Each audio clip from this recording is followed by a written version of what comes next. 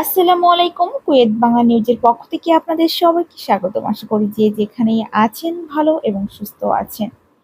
কুয়েতের আজকের এই ছোট্ট ভিডিওটির মাধ্যমে আপনাদেরকে জানিয়ে দেব কুয়েতে চলছে ধরপাকড় অভিযান। ট্রাফিক অভিযানে আটক প্রবাসী ও জব্দ গাড়ি। গত এক সপ্তাহে কুয়েতের বিভিন্ন গভর্নরেটে ট্রাফিক অভিযান চালিয়ে ১৯০ জনকে আটক করা হয়েছে। উক্ত অভিযানে ৮০ জন প্রবাসীকে আটক করা হয় শুধু আকামা মেয়াদ শেষ হওয়ার অপরাধে।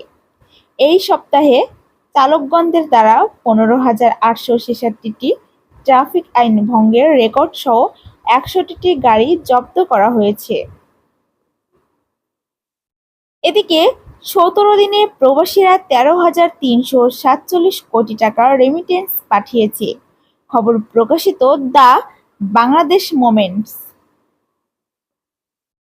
নতুন সরকার ক্ষমতায় আসার পর দেশে রেমিটেন্স যাচ্ছে হু হু করে। দেশ পুনর্গঠনে প্রবাসীরা নব উদ্যমে গত ১৭ দিনে ১৩,০০০ কোটি টাকার রেমিটেন্স যোগ হয়েছে দেশের অর্থনীতিতে। আজকে সর্বশেষ জানিয়ে দেব একটি সুখবর।